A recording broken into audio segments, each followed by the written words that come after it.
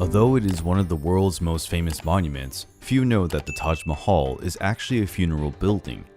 It is a mausoleum and one of the major reasons to visit northern India. Built in the city of Agra between 1632 and 1653, this white marble pearl is based on one of the most beautiful love stories. Its construction was ordered by Emperor Shah Jahan, the fifth of the Mughal dynasty. When he was only 16, in 1607, the then called Prince Quorum met Arjumand Banu Begum, a girl whose aunt was the wife of Korum's father. The love between them was immediately felt, but the marriage took place only 5 years later, in 1612. The prince baptized his wife Mumtaz Mahal, the chosen one of the palace, in English. Beautiful and jovial, her personality was also warm and a source of pride for the people. Mumtaz took care of widows and orphans, ensuring their livelihood. Her maternal gift would eventually be fatal. The princess died after the birth of her 14th child, a girl, on June 17, 1631. The desperation and mourning of the now Emperor Shah Jahan, who had reached the top of the hierarchy 3 years ago, were witnessed by many. The reports of the time state that the widower cried nonstop for 8 days, and at the end of that period, his hair turned white. In December 1631, after defeating a military rival, a decision had materialized in his mind to honor his wife.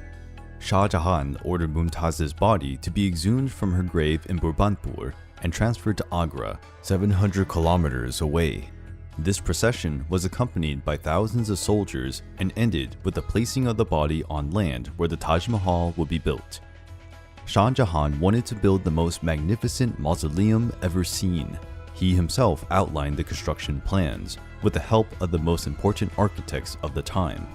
Money was no problem. The Mughal Empire had endless wealth. This made it possible not only to build a grand monument, but also to complete the works in record time. 20,000 workers were gathered, who quickly began to structure the foundations of the entire complex. The marble needed for the construction was brought from Makrana, 320 kilometers away, by 1,000 elephants and countless oxen. The Taj Mahal is not only a building, but a complex of several structures.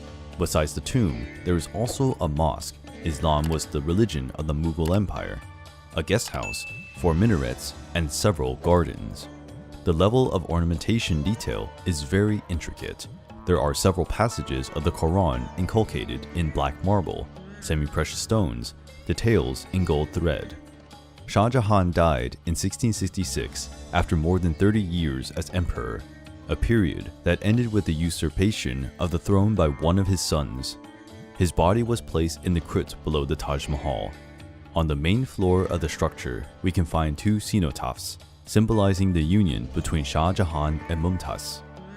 Today, and after the lootings perpetrated by the British in the 19th century when they ruled India, the Taj Mahal welcomes 2.5 million visitors per year and was elected in 1983 as a UNESCO World Heritage Site. The best option for those who want to get to know the Taj Mahal is to opt for guided tours, which, when booked in advance, allow for shorter waiting times, something very useful especially when temperatures are higher in the hot season in the Northern Hemisphere, May-October. It is also recommended to wear comfortable clothing, especially footwear, which will have to be removed when entering the mosque. No eating or smoking is allowed. Like any busy area with a high number of tourists, it is necessary to be careful with personal belongings. The best time to visit is between 7 a.m. and 10 a.m. when there are fewer visitors. If possible, we recommend spending a few hours in the complex to witness how the marble changes its color depending on sunlight. Once a month, it is also possible to visit the Taj Mahal on a full moon night to observe the brightness of this monument under the lunar intensity. The Taj Mahal's importance is not limited only to its architectural splendor or to the idyllic setting it evokes. Its greatest asset is to materialize the duplicity of life, the light of love and the darkness of death, both gathered in an iconic building where tragedy and joy live side by side.